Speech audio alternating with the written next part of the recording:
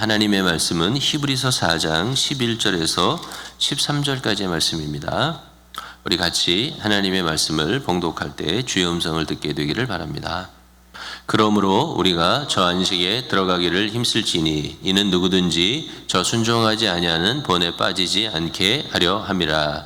하나님의 말씀은 살아있고 활력이 있어 좌우에 날선 어떤 검보다 예리하여 혼과 영과 및 관절과 골수를 찔러 쪼개기까지 하며 또 마음의 생각과 뜻을 판단하나니 지으신 것이 하나도 그 앞에 나타나지 않음이 없고 우리의 결산을 받으실 이의 눈앞에 만물의 벌거벗은 것 같이 드러나느니라. 아멘. 자리에 앉으시기 바랍니다.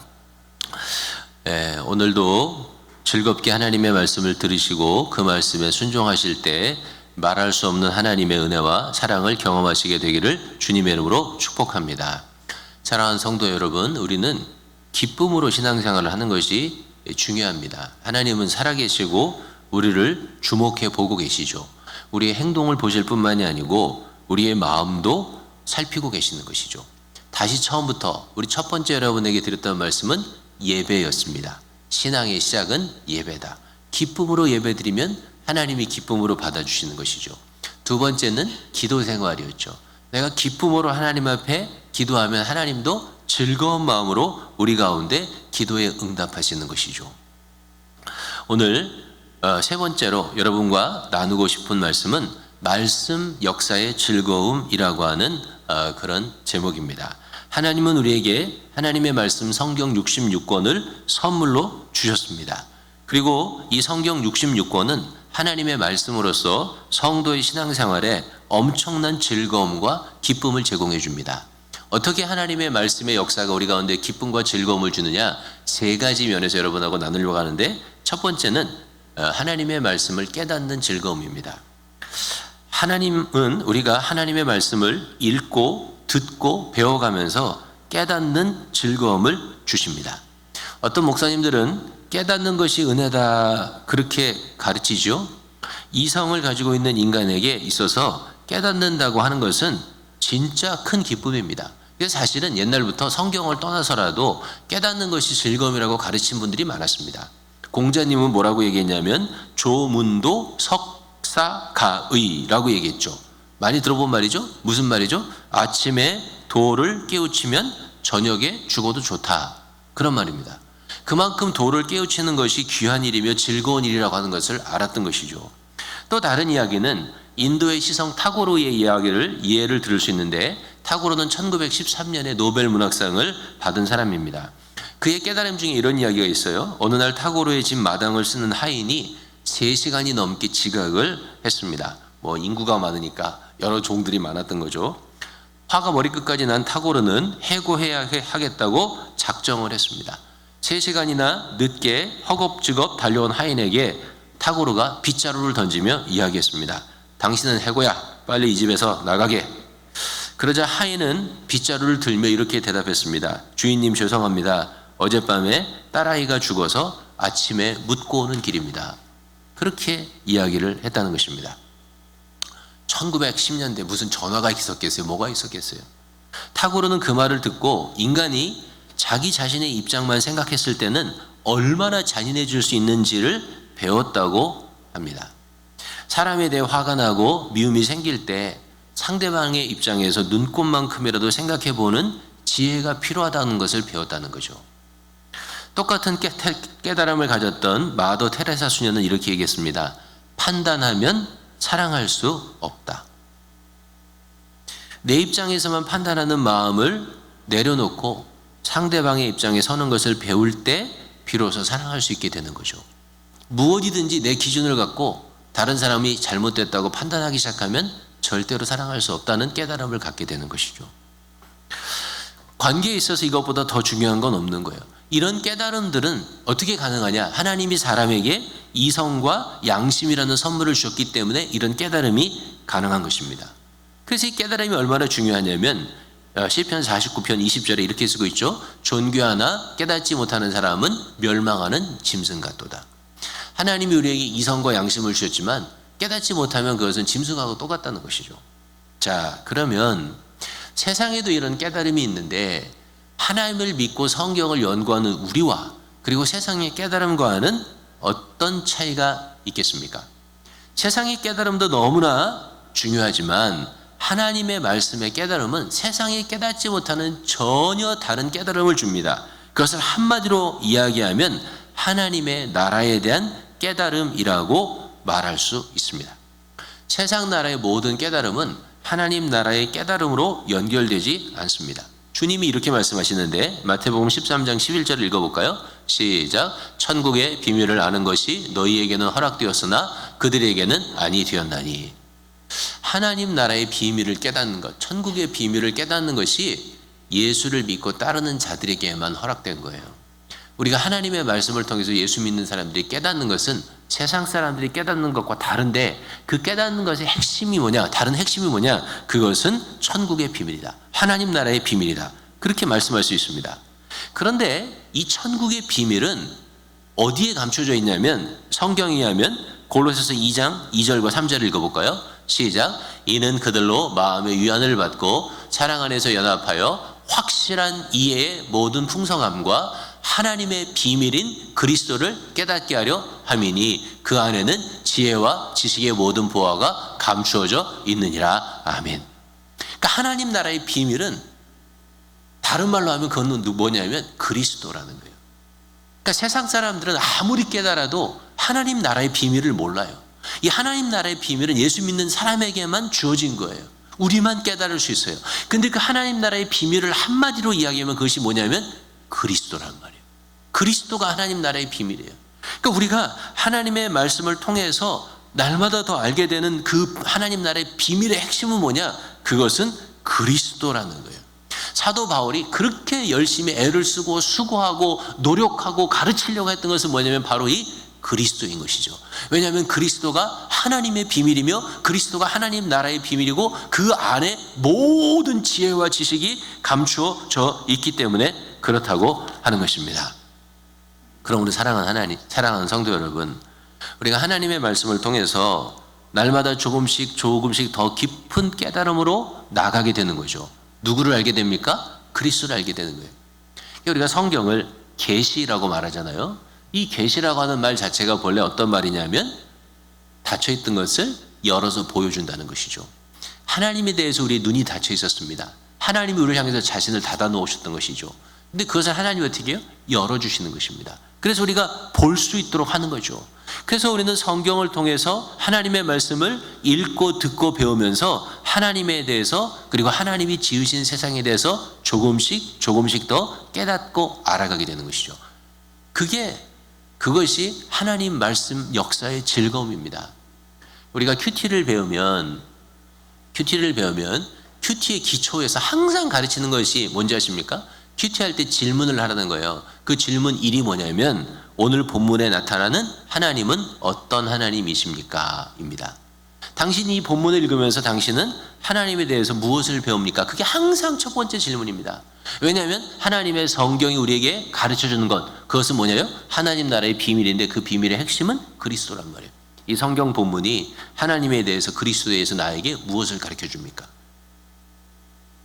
그런데 예수님은 이 하나님에 대한 깨달음, 그리고 예수 그리스도에 대한 깨달음을 뭐라고 설명을 하셨냐면 요한복음 17장 3절에 이렇게 쓰고 있습니다. 한번 읽어볼까요? 시작. 영생은 곧 유일하신 참 하나님과 그가 보내신 자 예수 그리스도를 아는 것이니라. 자, 영생도 다른 게 아니고요. 우리가 갖는 영생은 하나님의 말씀인 성경을 통해서 하나님에 대해서, 그리고 예수 그리스도에 대해서 깨닫고 알아가는 것 자체가 뭐라고요? 그게 영생이라는 거예요. 영생은 죽어서 영원히 사는 것이죠. 그렇게 말할 수 있습니다. 그러나 주님은 좀 더 다르게 해석하십니다. 어떻게 해석하시죠? 그 영생을 주시는 영생의 제공자는 누구냐면 바로 하나님이시라는 겁니다. 그 하나님이 구원의 주체가 되신다는 것이죠. 그리고 그 구원은 오로지 예수 그리스도라고 하는 근거와 통로를 통해서만 우리에게 주어진다는 거예요. 그렇기 때문에 영생은 하나님과 그리스도를 아는 것이 곧 영생이라는 거예요. 성도 여러분, 여러분 하나님을 사랑하십니까? 하나님 사랑하시는 분 아멘 하시기 바랍니다.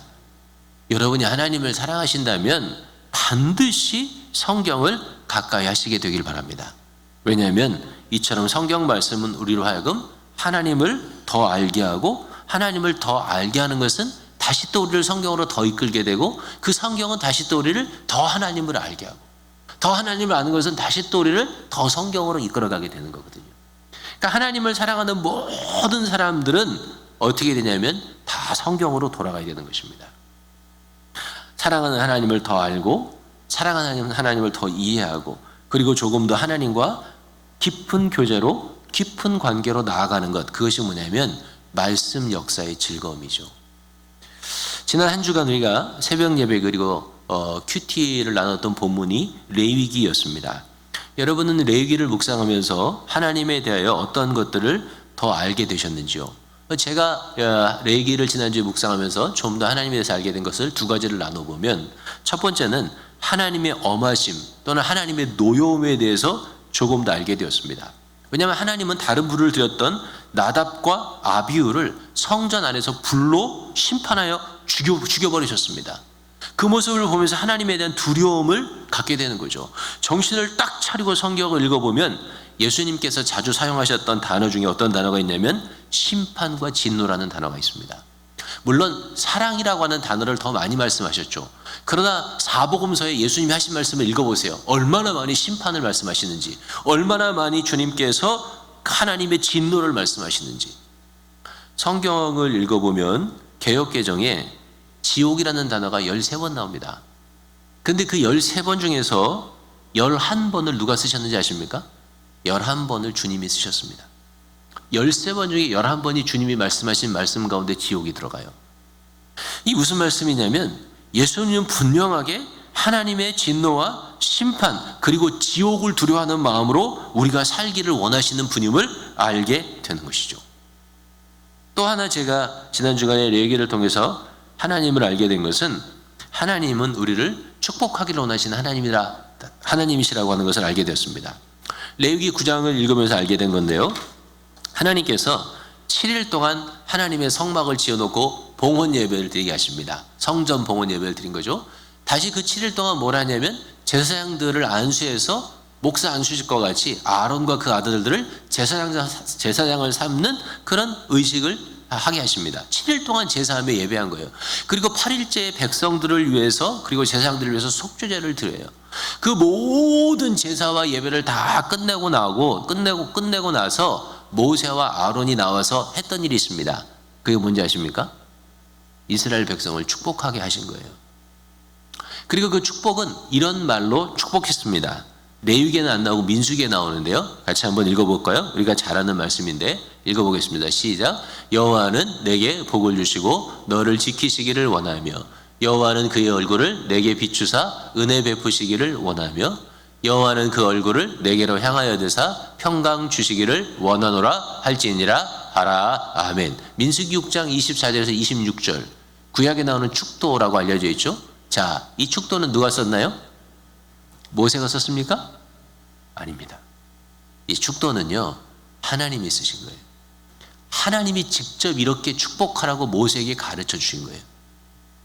이 구절의 축복을요 하나님이 직접 가르쳐 줬어요. 모세에게 너는 백성들에게 가서 이 말로 축복해라. 하나님이 우리를 얼마나 축복하시려고 하시는지 느껴지지 않습니까? 그 모든 제사와 그 모든 속죄제, 그 모든 예식을 다 행하고 나서 하나님의 영광을 보여주면서 하나님이 하라고 하셨던 것은 뭐냐면 백성을 축복하라는 거예요. 그것도 하나님의 언어를 주시면서까지. 저는 1980년대 한국에서 신학을 배우면서 한국의 민주화 과정을 겪었습니다. 그래서 정의, 공의, 해방 이런 것들을 많이 듣고 배우며 자랐습니다.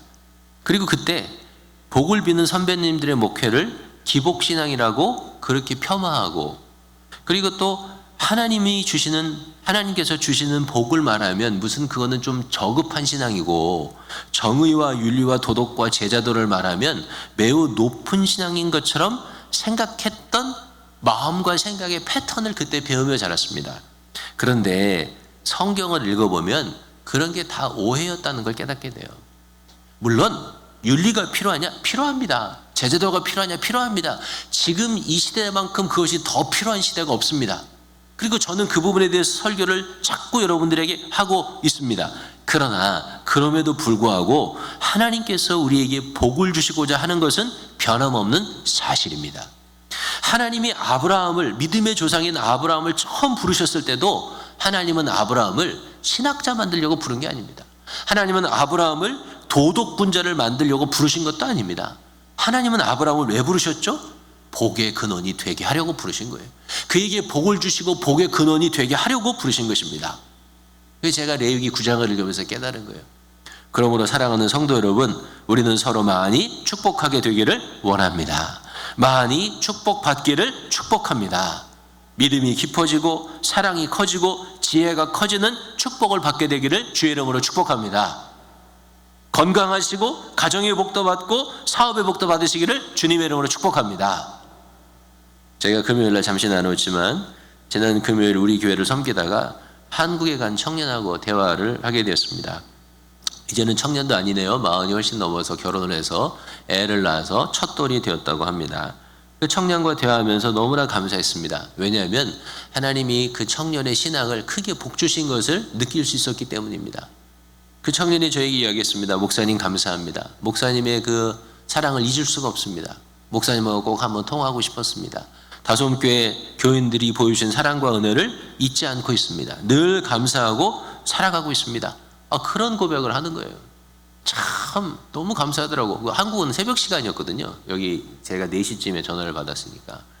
그러면서 뭐라 그러냐면 자기가 한국 가서 너무나 복을 많이 받았다는 거예요. 사업도 하는데 사업도 너무 잘 되고 자기가 한 달에 2,000불씩 지금 11조를 할 만큼 하나님이 사업을 축복해 주셨다는 거예요. 얼마나 감사해요. 그걸 다 고마워하는 거예요. 그러니까 하나님이 그 형제에게 영적인 축복을 주시고 물질의 축복을 주시고 사업의 축복을 주신 것을 들으면서 느낄 수 있었어요. 사업이 잘 되니까 지난번에도 우리 교회도 헌금을 좀 보냈는데 이번에도 우리 교회 적지만 우리 교회를 위해서 헌금을 보내고 싶다고 나한테 전화한 거예요. 어떻게 보내면 좋겠냐고. 참 얼마나 대견하고 얼마나 감사한지 하나님께서 영육간에 복을 주시는 거죠. 우리 다솜교회 성도들에게도 그런 복을 주시면 좋겠다. 그렇게 기도하는 시간이 되었습니다. 다시 본론으로 돌아가서 하나님의 말씀의 역사는 첫 번째 어떤 역사다? 깨닫는 즐거움의 역사다. 하나님이 말씀으로 우리 가운데 어떻게 즐거움을 주시느냐? 깨닫는 즐거움을 주시는 것입니다. 사랑하는 성도 여러분, 여러분들도 하나님의 말씀의 역사로 하나님의 말씀에 대한 많은 깨달음, 더 깊은 깨달음을 갖게 되시기를, 그래서 하나님을, 예수 그리스도를 더 깊이 알아가시게 되기를 주님의 이름으로 축복합니다. 자, 하나님의 말씀이 역사하실 때 우리가 깨달음을 갖게 되는데 그 깨달음은 하나님, 그리스도 예수를 알아가는 것이라고 말씀했습니다. 그런데 놀랍게도 하나님을 깊이 깨달아가는 과정은 항상 무엇과 연결되냐면 우리 자신을 깊이 깨닫는 것과 연결이 됩니다. 하나님의 말씀 안에서 우리가 하나님을 알게 되면 동시에 우리는 우리 자신을 알게 됩니다. 근데 우리 자신을 알게 될 뿐만이 아니고 하나님의 말씀은 우리를 거룩하게 하십니다. 하나님 말씀의 역사의 즐거움은 뭐냐? 그것은 하나님의 말씀이 우리를 깨끗하게 하고 거룩하게 하는 즐거움입니다. 하나님의 말씀은 우리에게 거울과 같다고 야고보서가 말씀하고 계시죠. 그래서 야고보서 1장 23절에 보면 이렇게 쓰고 있죠. 누구든지 말씀을 듣고 행하지 아니하면 그는 거울로 자기 생긴 얼굴을 보는 사람과 같아서, 그렇게 돼 있죠. 말씀을 읽고 자기를 보는 일들이 성경을 통해서 일어난다는 것입니다. 우리는 하나님의 말씀을 읽으면서 우리의 적나라한 모습을 보죠. 그래서 우리는 가인의 이야기를 읽으면서 가인의 마음에 있었던 질투와 미움, 그리고 살인에 이르게 했던 그 분노가 우리 안에 있음을 보게 됩니다. 우리는 야곱이 형을 속이는 그 간사한 모습을 보면서 우리 안에 자리 잡고 있는 거짓과 그리고 속이는 간교함을 보게 됩니다.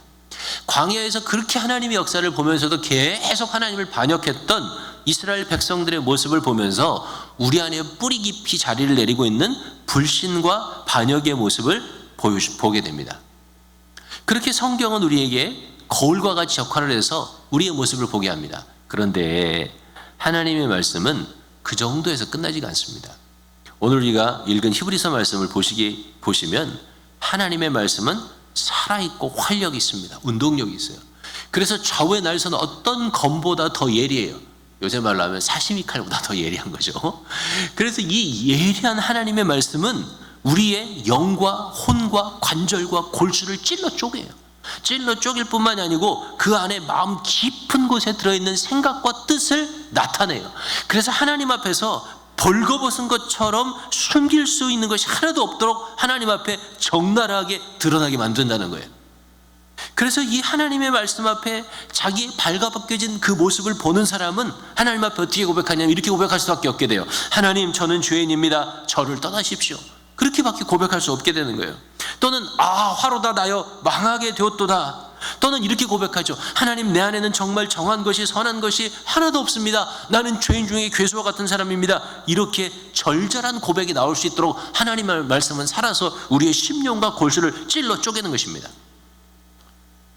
우리는 그 깊은 죄성을 보고 통곡하고 실망하고 좌절하고 하나님 앞에 두 손을 두고 백기투항하게 됩니다. 하나님, 나를 불쌍히 여겨주십시오. 내 안에는 아무런 소망이 없습니다. 내 안에는 어떤 가치 있는 것도 없습니다. 주님, 나는 완전히 실패한 존재입니다. 이렇게 고백하게 됩니다. 사랑하는 성도 여러분, 여러분이 성경을 읽으시다가 또는 제가 드리는 설교 말씀을 듣다가 자기 안에 있는 더럽고 추악하고 부족한 모습을 보게 되거든 그것이 하나님의 은혜임을 믿고 아시게 되기를 주의 이름으로 부탁합니다. 지난번에 어느 성도님이 저에게 이렇게 얘기했습니다. 목사님의 설교는 성도들의 마음을 후벼 파는 설교입니다. 이렇게 얘기하시더라고요. 칭찬을 하신 말씀이에요. 성경에 있는 대로 설교한다고. 그런데 그 이야기를 들으면서 성도들한테 참 미안한 생각이 들었어요. 그렇게 선교 안 해보려고 무진장 애를 써요. 저는. 이동원 목사님은 자신의 설교를 뭐라고 얘기했냐면 제사장적인 설교다 이렇게 얘기했습니다. 한국에서 설교 제일 잘했던 분으로 알려지신 분 아닙니까? 자신의 설교를 제사장적인 설교다. 왜 그렇게 얘기했냐면 본인은 강대상에만 올라가면 항상 상처받고 아파하는 성도들의 모습이 제일 먼저 눈에 들어왔대요. 그래서 그분들의 상처와 아픔을 어루만지고 위로하는 그런 설교를 평생 하게 되셨다고 고백했습니다. 물론 이 목사님이 은퇴하면서 두 가지를 회개했어요. 참여했습니다. 하나는 한국이 민주화 과정을 겪는 동안에 젊은 사람들에게, 젊은 기독교인들에게 바른 역사의식을 심어주는 설교를 하지 못했다. 그걸 한 가지 참여했고요. 두 번째는 뭘 참여했냐면 교회 내에서 올곧게 살아가지 못하는 성도들, 특히 교회 내에 부유한 기득권층들에게 그들이 상처받을 것을 두려워한 나머지 회개를 촉구하는 설교를 평생 하지 못한 것을 참여한다. 이렇게 말씀하셨습니다. 그러나 그럼에도 불구하고 평생 제사장적인 설교로 성도들을 위로하고 격려했던 목사님의 모범을 생각하면 늘 좀 더 따뜻한 설교를 하지 못하는 제 설교 때문에 성도들에게 미안한 마음이 들어요. 그러나 사랑하는 성도 여러분, 여러분이 말씀을 읽고 성경을 묵상하고 설교를 들으면서 우리 자신의 죄악이 드러나고 연약함이 보이면, 그리고 그것 때문에 마음이 불편하고 아프다면 그건 성령의 역사인 것을 믿어야 하는 것입니다. 제가 설교할 때 절대로 우리 성도들을 향한 불편한 마음을 설교에 담아내려고 하지 않습니다. 설교를 다시 읽으면서 그런 부분이 있으면 지워버리지 절대로 그걸 담아내려고 하는 게 아니에요. 제가 설교하는 것은 제가 성경을 읽고 정직하게 그 말씀을 묵상하고 그 말씀에 저 자신을 비추어 보려고 하는 그 모든 과정 가운데 깨닫는 것을 설교하는 것입니다. 하나님의 말씀이 우리의 적나라한 모습을 드러낼 때 우리는 하나님 앞에 기도하면 돼요. 주님, 그렇습니다. 내 안에 아름다운 모습, 선한 모습 하나도 없습니다. 그러니 주님이 고쳐주시길 바랍니다. 새롭게 해주시길 바랍니다. 내 안에 죄악된 모습, 거짓된 모습, 더러운 모습이 사라지게 하여 주시기를 원합니다. 그렇게 진심으로 기도하면 됩니다. 그러면 주님의 보혈이 우리를 씻어주시고 낫게 해주시고 새롭게 하여 주시는 것을 믿습니다. 하나님의 말씀이 우리를 깨끗하고 거룩해 하시는 것입니다. 에베소서 5장 26절 27절에 이렇게 쓰고 있지 않습니까? 읽어볼까요? 시작. 이는 곧 물로 씻어 말씀으로 깨끗하게 하사 거룩하게 하시고 자기 앞에 영광스러운 교회로 세우사 티나 주름 잡힌 것이나 이런 것들이 없이 거룩하고 흠이 없게 하려 하심이라. 아멘. 하나님의 말씀이 우리를 씻어주시는 거예요. 우리의 죄악이 드러날 때 내가 회개하면, 내 마음에 하나님 앞에 고백하면 하나님이 나를 씻어주시는 거예요. 말씀이. 그리고 나를 거룩하고 흠이 없는 사람으로 새롭게 하시는 것이죠.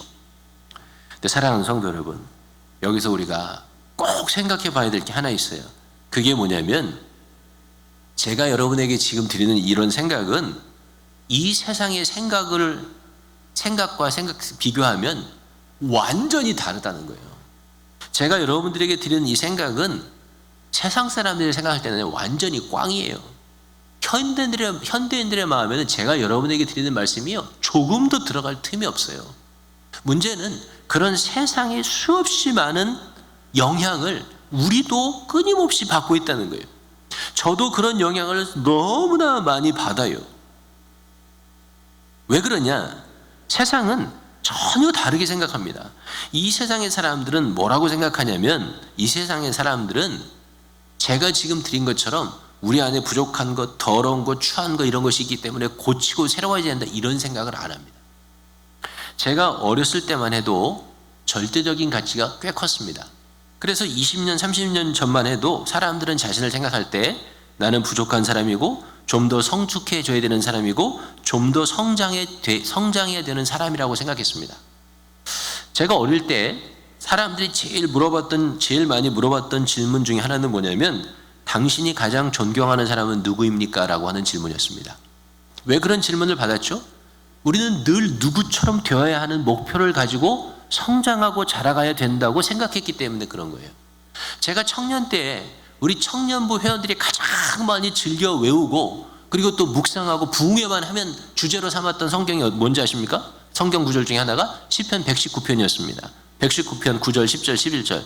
청년이 무엇으로 그의 행실을 깨끗하게 하리까? 주의 말씀만 지킬 따름이니이다. 내가 전심으로 주를 찾았사오니 주의 계명에서 떠나지 말게 하소서. 내가 주께 범죄하지 아니하리 하여 주의 말씀을 내 마음에 두었나이다.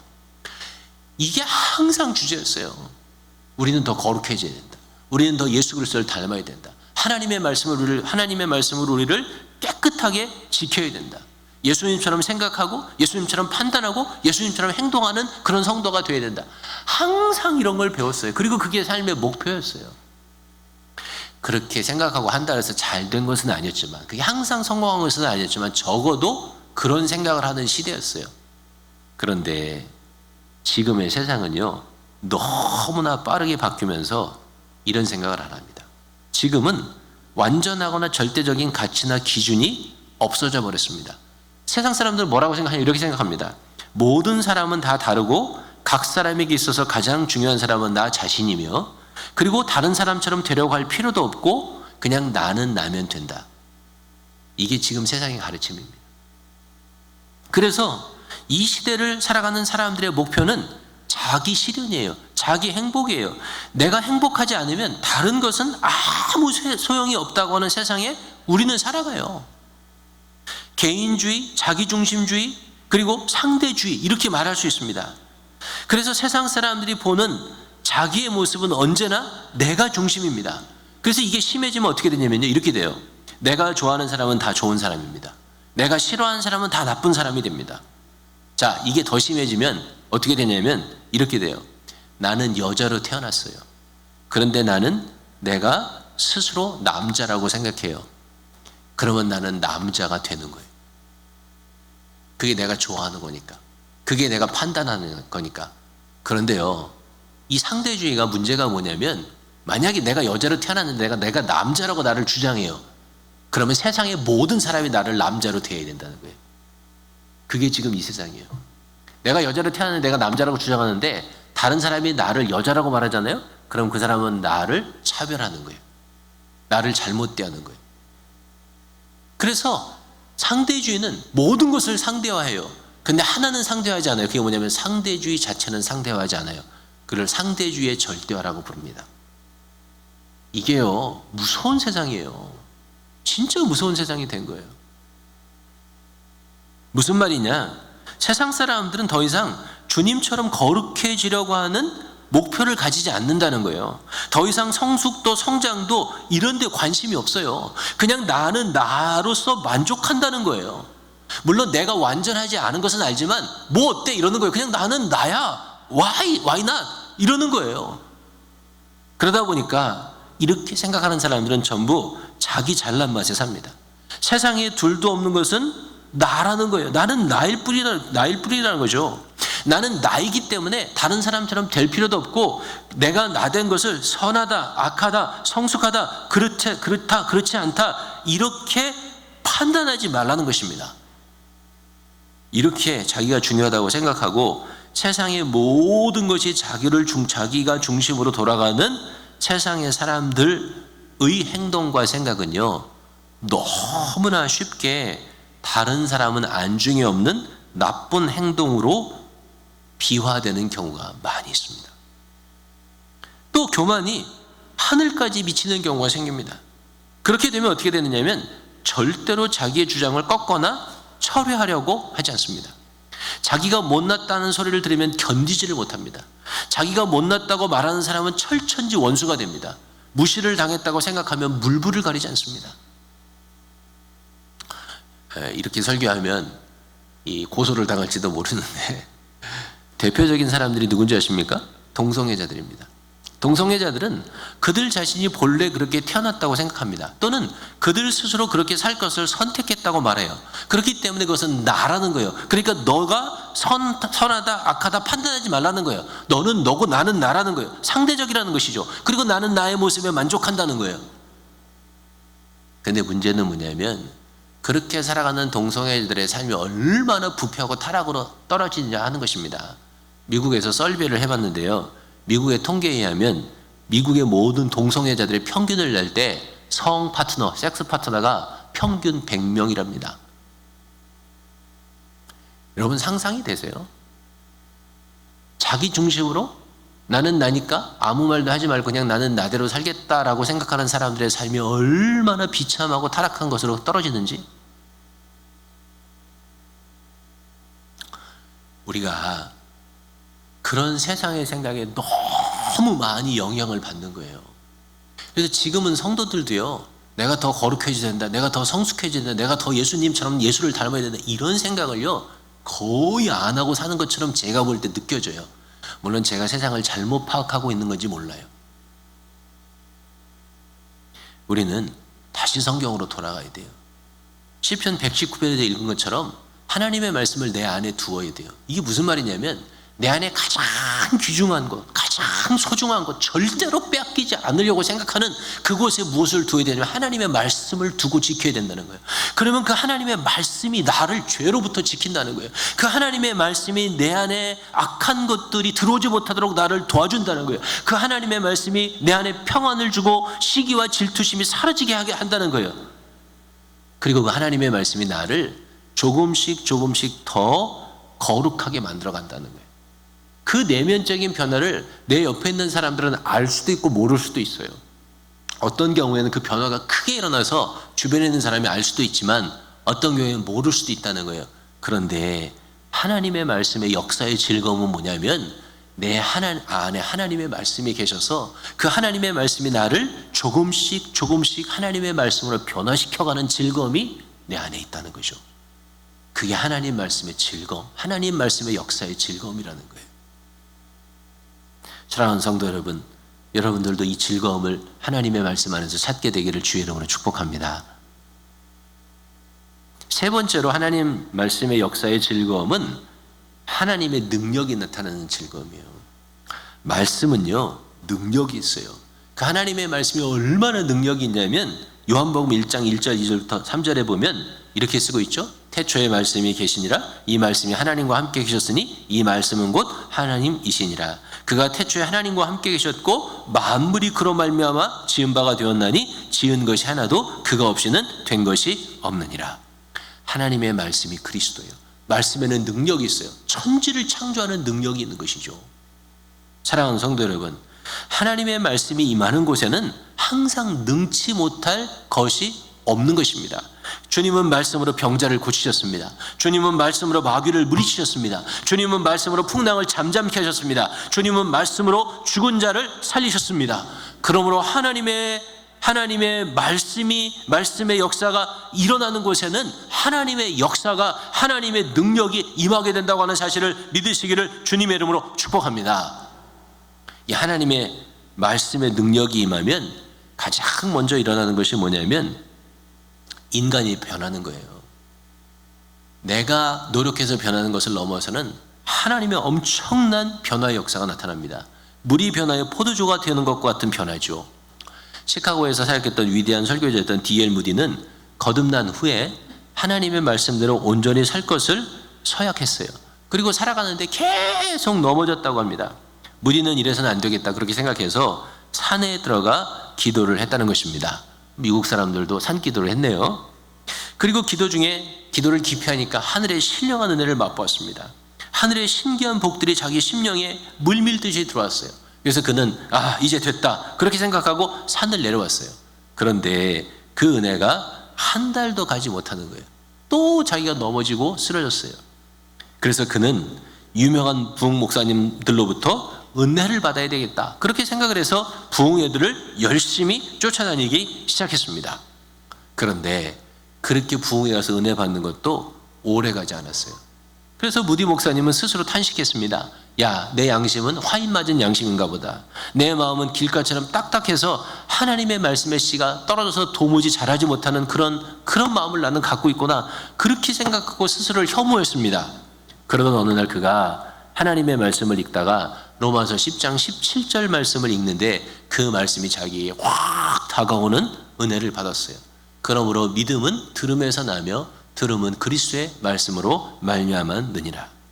이 말씀으로 은혜를 체험한 무디는 그 다음부터 날마다 하나님의 말씀을 읽기 시작했고 하나님의 말씀을 날마다 읽고 묵상했던 그의 삶이 드디어 변화하기 시작했어요. 죄를 이기기 시작했습니다. 악한 생각을 끊게 되었습니다. 하나님의 능력의 말씀을 선포함으로 그는 미국을 바꾸는 위대한 설교자가 되었습니다. 말씀의 능력이 우리를 변화시키고 말씀의 능력이 죄로부터 우리를 승리하게 하는 힘이 있는 거예요. 제가 오늘 주보에도 썼지만 저는 1995년 겨울에 갈라디아서 1장 말씀을 통해서 처음 하나님의 말씀을 직접 듣는 경험을 했습니다. 물론 그전에도 설교도 들었고 말씀의 은혜도 받았고 성령도 체험하고 은사도 받고 다 했어요. 그런데 1995년 1월 갈라디아서 1장에 있는 말씀이 제 마음 가운데 막 꼽히는, 성경에서 그 말씀이 튀어나와서 제 심장에 꼽히는 그런 경험을 했어요. 그리고 그 갈라디아서 1장 10절의 말씀이 제 인생을 완전히 바꿨어요. 정말 하나님의 말씀은 사랑이 있어요. 그 말씀은 우리의 심령 가운데 우리의 심령을 움직이는 엄청난 능력을 발휘하세요. 그것뿐만이 아니에요.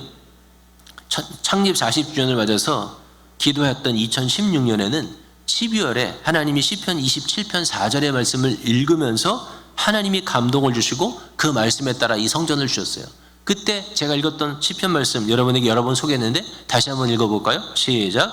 내가 여호와께 바라는 한 가지 일 그것을 구하리니 곧 내가 내 평생에 여호와의 집에서 살면서 여호와의 아름다움을 바라보며 그의 성전에서 사모하는 그것이라. 아멘.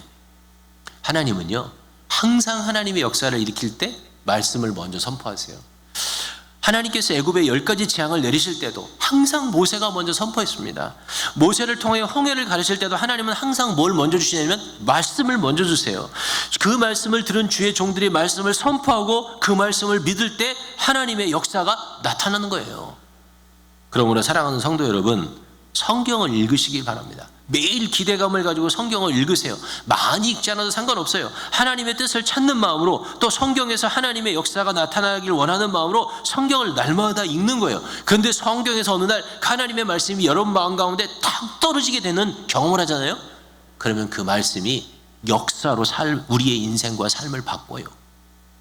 제가 두 가지 실천적인 그 메시지를 전하고 마치려고 하는데, 첫째는 요한복음 14장 26절이에요. 읽어볼까요? 시작.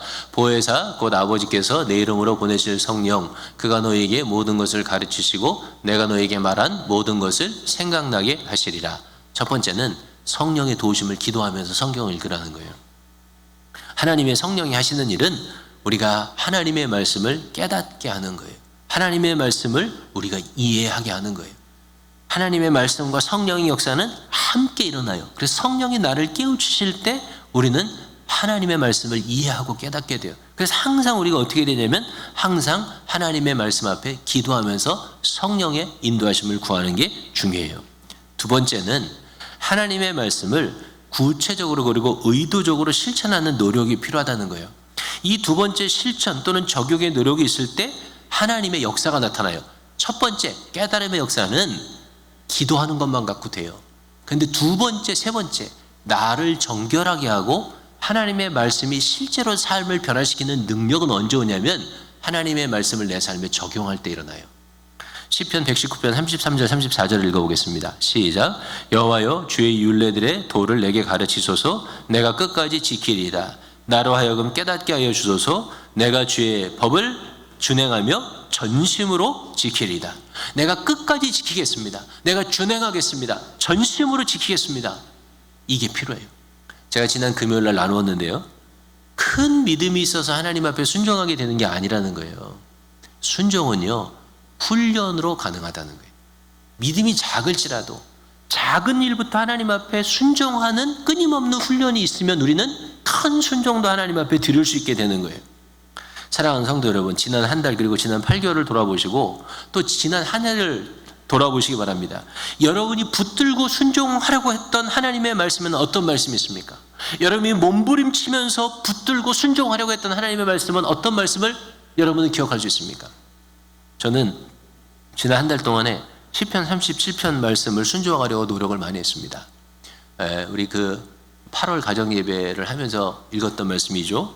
악을 행하는 자들 때문에 불평하지 말며 불의를 행하는 자들을 시기하지 말아라. 그들은 풀과 같이 속히 배임을 당할 것이며 푸른 채소같이 쇠잔할 것입니다.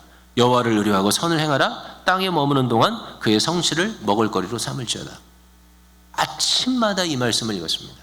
저녁마다 이 말씀을 읽었습니다. 그리고 마음의 노력을 많이 했습니다. 악을 행하는 사람, 악을 행하는 사람이 누구겠어요? 나를 힘들게 하는 사람이겠지, 그죠? 누가 됐든지 간에 나를 힘들게 하는 사람, 나를 어렵게 하는 사람을 인해서 불평하지 말아야지. 그 사람들 때문에 내가 시기하지 말아야지. 하나님 앞에 기대를 가져야지. 끊임없이 그 말씀을 지키기 위해서 마음의 싸움을 싸웠던 그런 한 달이 될 수 있도록 하나님이 저를 도우셨습니다. 사랑하는 성도 여러분, 목회를 하면서 즐거운 일은 우리 성도들이 하나님의 말씀을 지키려고 애쓰고 순종하는 모습을 볼 때 정말 즐겁고 감사하게 됩니다. 지난 한 달 동안도 정말 하나님께 순종하려고 하시는 분들이 많이 계셨습니다. 말씀에 순종해서 주일에 문을 열었던 비즈니스를 닫기로 하셨던 성도가 있었습니다. 제가 아는 것만 말씀드리는 거예요. 제가 모르지만 여러분이 순종한 게 많이 있겠지만 좀 불화했던 교우와 먼저 화해를 신청하시고 화해를 이룬 성도도 계셨습니다. 하나님의 교회를 위해서 사역에 헌신하겠다고 하는 성도도 계셨습니다. 정말 우리 교회 가운데서 여러분들이 하나님의 말씀을 묵상하다가 설교를 듣다가 그 말씀을 자신의 삶에 적용하기 위해서 애쓰셨던 여러 성도들이 계셨습니다. 그 모습을 보면서요, 얼마나 감사했는지 몰라요. 얼마나 기뻐했는지 몰라요. 얼마나 행복했는지 몰라요. 사랑하는 성도 여러분, 하나님께서 말씀을 통하여 일으키시는 놀라운 역사는 이렇게 순종하는 자들을 통해서 일어나는 거예요. 여러분들이 하나님께서 일으키신 이 말씀의 세 가지 역사의 즐거움. 첫째는 깨닫는 즐거움. 두 번째는 말씀이 우리를 날마다 거룩하게 하시는 즐거움. 그리고 세 번째, 실제로 삶을 변화시켜 주시는 능력의 말씀이 되는 이 즐거움을 날마다 더 경험하는 귀한 교우들 되시기를 예수님의 이름으로 축복합니다.